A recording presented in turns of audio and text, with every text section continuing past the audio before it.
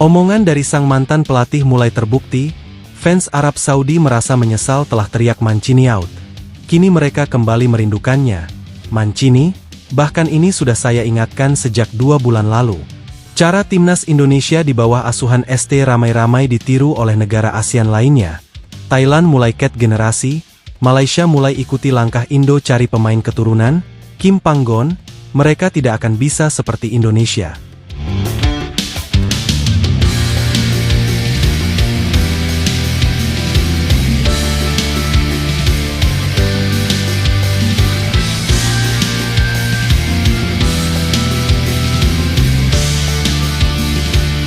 Setelah resmi berpisah dengan Mancini akhir bulan lalu, para supporter Arab Saudi nampaknya tidak mendapatkan hasil maksimal dan signifikan dengan pelatih baru Hervé Renard. Meskipun berstatus sebagai pelatih lama yang akhirnya datang kembali, namun di 2 laga awal bersama Hervé di round 3 ini berakhir dengan hasil minor. Bermain imbang dengan Australia di partai tandang, lalu kalah memalukan dari Indonesia di Jakarta, hal itu membuat supporter Arab Saudi kembali meradang, dan bahkan tidak segan menyuruh Hervé Renard untuk out. Jika melihat klasmen sementara saat ini, posisi dari Arab Saudi memang berada di bawah Indonesia. Namun secara poin tentunya peringkat 3-6 masih punya koleksi poin sama, hanya beda selisih gol. Yang menarik adalah, di tengah pilunya hati para supporter Arab kemarin, mereka kembali merindukan sosok Mancini yang telah dipecat. Mereka bahkan mengingat perkataan dari sang pelatih, kalau Indonesia adalah tim kuat, tidak bisa dilihat dari sisi peringkat saja di FIFA. Bahkan sebelum pertandingan pertama dengan Indonesia di Jeddah, Mancini sendiri memang menganggap kalau lawan Indonesia adalah laga yang sulit. Dan benar saja, saat itu Indonesia berhasil menahan Arab Saudi dengan skor 1-1. Dari sanalah posisi Mancini mulai terancam, namun menariknya mereka berhasil menang saat bertandang ke Cina. Puncak dari kekecewaan Federasi Sepak Bola Arab Saudi adalah saat kekalahan 2-0 di kandang sendiri melawan Jepang, dan hasil seri juga melawan Bahrain di Jeddah. Dari sanalah nasib Mancini berada di ujung tanduk. Hingga pada akhirnya, kedua belah pihak sepakat mengakhiri kerjasama pada 25 Oktober 2024, dan Federasi Arab Saudi akhirnya menunjuk Hervé Renard sebagai pengganti. Namun bukannya belajar dari pengalaman Mancini saat melawan Indonesia, hasil jauh lebih buruk justru didapatkan oleh Hervé Renard bersama anak asuhnya saat bertandang ke Jakarta. Hasil itu membuat malu semua supporter Arab, federasi di dalamnya, dan bahkan nama mereka disorot dunia karena kalah. Mancini yang saat itu sudah memberikan statement tentang kekuatan Indonesia, nampaknya tidak ditangkap serius oleh Hervé Renard dan anak asuhnya. Saya sudah katakan itu lebih awal, mereka Indonesia adalah tim bagus di grup ini. Mereka menahan kami kemarin, dan itu adalah hasil yang seharusnya tidak saya dapatkan, ucap Mancini. Ya, mereka tidak belajar dari kejadian itu, seolah mereka melihat Indonesia dari sisi peringkat di FIFA, itu buruk, dan sekarang mereka kembali kalah, tutupnya. Di lain sisi, para supporter yang kemarin meneriaki Mancini out, malah sekarang merasa menyesal dan merindukan sosok Mancini. Mereka beranggapan, kalau perkataan Mancini semua hampir benar, dan pemecatan Mancini pun dinilai banyak orang karena adanya pihak yang tersinggung. Sebelum dipecat, Mancini memang sempat memberikan statement, kalau kebanyakan pemain yang dia pakai adalah pemain yang rata-rata cadangan saat bermain di klub. Itu adalah keterbatasan saat memilih pemain. Karena Liga Arab memang saat ini banyak dihuni pemain top Eropa. Selepas pernyataan itu, Mancini langsung dipecat dan tentu itu sangatlah mengejutkan. Meskipun ada beberapa supporter Arab Saudi yang masih percaya kepada Mancini, tapi hal itu tidak mampu membendung keputusan dari Federasi Sepak Bola Arab Saudi. Kami sudah mendengarkan itu sejak 2 bulan lalu. Dia menganalisis kekuatan Indonesia secara keseluruhan. Hasilnya buruk bagi kami, dan kami sangat kecewa saat itu, tulis salah satu supporter Arab Saudi.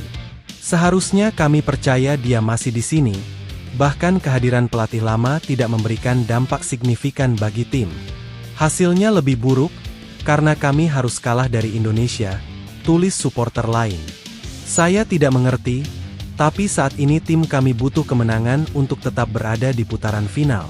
Mancini adalah pelatih hebat, Dan sekarang kami mulai merindukan sosoknya kembali di sini, ucap supporter lainnya. Cara timnas Indonesia di bawah asuhan ST ramai-ramai ditiru oleh negara ASEAN lainnya. Thailand mulai cut generasi, Malaysia mulai ikuti langkah Indo cari pemain keturunan, Kim Panggon, mereka tidak akan bisa seperti Indonesia. Sejak kedatangan STY di awal tahun 2020 silam, praktis memang membuat timnas Indonesia mendapatkan pembaharuan besar-besaran. STY yang awalnya sempat memakai pemain warisan Simon, akhirnya berani melakukan pemotongan sampai 2 generasi, yang akhirnya membuat timnas Indonesia saat itu diisi para pemain muda. Nama-nama seperti Asnawi Mangkualam, Witan Sulaiman, Rizky Ridho, Pratama Arhan, Egy Maulana Fikri, Marcelino Ferdinand, adalah nama-nama yang pertama diproyeksikan STY masuk ke timnas senior. Dan nama-nama beken serta sudah legend di timnas, seperti Irfan Bahdim, Andri Tani, saat itu sudah tidak ikut lagi. Skuad STY mulai terlihat ramping dan muda, saat turnamen Piala AFF 2020 berlangsung di Singapura. Saat itu bahkan Indonesia berhasil melaju sampai ke babak final, dan hanya kalah dari Thailand saja. Hal itu tentu menarik perhatian banyak orang, dan saat itu Indonesia punya masa depan timnas yang sangat cerah. Seiring dengan perkembangan waktu, Indonesia akhirnya berhasil melaju ke Piala Asia lewat jalur kualifikasi. Kekuatan pun semakin menambah, dengan STY mendatangkan beberapa pemain keturunan untuk dinaturalisasi.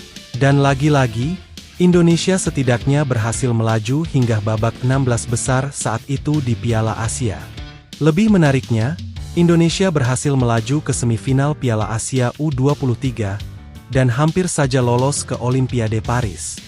Jika melihat bagaimana proses STY bersama Indonesia, tentu kita sadar bahwa dia datang ke Indonesia saat sepak bola dan timnas kita rapuh. Dibabat habis oleh tim ASEAN saat kualifikasi Piala Dunia 2022, tapi dia datang seolah memberi harapan baru bagi Indonesia. Dan benar saja, saat ini Indonesia berhasil berada di round 3 babak kualifikasi Piala Dunia, dan bahkan mimpi ke Piala Dunia 2026 bisa saja terjadi, karena saat ini Indonesia berada di posisi 3 sementara. Cara dan program timnas Indonesia bersama ST nampaknya juga kini menjadi acuan bagi negara ASEAN lainnya. Bahkan mereka tidak segan mengatakan, kalau akan melakukan hal yang sama seperti ST, agar bisa membuat timnas mereka berkembang. Sebut saja Thailand, yang kali ini nampaknya sangat fokus dengan generasi baru timnas mereka. Bahkan nama-nama besar yang sudah sering mendapat panggilan timnas Thailand, kini sudah ditepikan. Ada Chanatip Songkrasin, Terasil Dangda, Terathon Bunmathan, dan penjaga gawang Kawin. Ada juga Malaysia yang nampaknya akan coba ikuti langkah Indonesia, dengan menjaring seluruh pemain keturunan Malaysia yang bermain di luar negeri. Namun sang mantan pelatih Malaysia Kim Panggon mengatakan, kalau beberapa niat dari tim ASEAN itu tidak akan bernasib sama dengan Indonesia. Karena selain punya pemain keturunan yang serba keterbatasan, diplomasi beberapa negara itu dia rasa belum sekuat Indonesia. Tentu mereka memikirkan tentang kekuatan Indonesia akan semakin kuat. Mereka tidak hanya ingin menjadi penonton dan bahkan menikmati proses Indonesia. Sekarang mereka ingin melakukan hal yang sama, ucap Kim Panggon. Itu sulit. Bahkan untuk bisa menyamai saja sangat sulit dan cukup mustahil. Kita tahu Indonesia punya banyak penduduk, dan beberapa pemain keturunan mereka sangat banyak di Belanda. Itu memudahkan mereka saat ini, tutupnya. Wah, gimana pendapat kalian guys? Jangan lupa tinggalkan komentar kalian di bawah.